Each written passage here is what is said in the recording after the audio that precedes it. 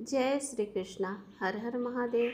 मेरी भक्ति मेरी आस्था यूट्यूब चैनल पर आप सभी का स्वागत है। भक्तों, आज मैं आप सभी को वरुथनी एकादशी व्रत की कथा सुनाने जा रही हूँ। इसे भक्ति भाव से सुनिएगा। प्रेम से बोलिए विष्णु भगवान की जय। धर्मराज युधिष्ठिर बोले, हे भगवान, मैं आपको नमस्कार करता हूँ। आपने चैत्र मास के शुक्ल पक्ष की एकादशी अर्थात कामदा एकादशी के बारे में विस्तार पूर्वक बतलाया। अब आप कृपा करके वैशाख कृष्ण एकादशी का क्या नाम है तथा उसकी विधि एवं महात्म्य क्या है, ये सब कृपा करके विस्तार पूर्वक बताइए। भगवान श्री कृष्ण ने कहा, हे राजेश्वर, वैशाख मास के कृष्ण पक्ष की एकादशी को वरुथनी एकादशी के नाम से जाना जाता है।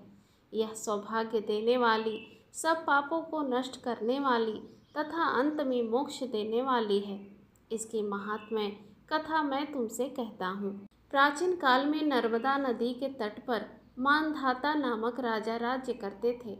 वह अत्यंत दानशील तथा तपस्वी थे।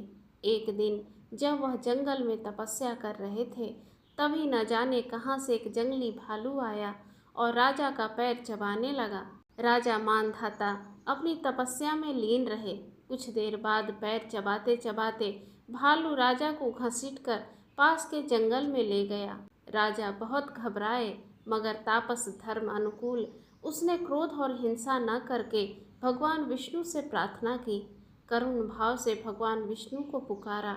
उनकी पुकार सुनकर भगवान श्री हरि विष्णु प्रकट हुए और उन्होंने चक्र से भालू को मार डाला। राजा का पैर भालू पहले ही खा चुका था। इससे राजा बहुत ही शोकाकुल हुए।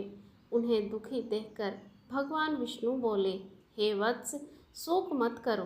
तुम मथुरा जाओ और वरुथनी एकादशी का व्रत रखकर मेरी वराह अवतार की मूर्ति की पूजा करो। उसके प्रभाव से पुनः सुदृढ़ अंगों वाले हो जाओगे।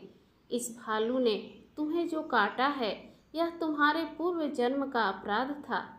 भगवान की आज्ञा मानकर राजा मानधाता ने मथुरा जाकर श्रद्धा पूर्वक वरुथनी एकादशी का व्रत किया। इसके प्रभाव से राजा शीघ्र ही पुनः सुंदर और संपूर्ण अंगों वाले हो गए। इसी एकादशी के प्रभाव से राजा मानधाता स्वर्ग को चले गए। जो भी व्यक्ति भय से पीड़ित है, उसे वरुथनी एकादशी का व्रत रखकर भगवान विष्णु का स्मरण करना चाहिए। इस व्रत को करने से समस्त पापों का नाश होकर मोक्ष प्राप्त होता है। प्रेम से बोलिए विष्णु भगवान की जय। प्रिय भक्तों, कथा वाचन में कोई त्रुटि हो गई हो तो क्षमा करें।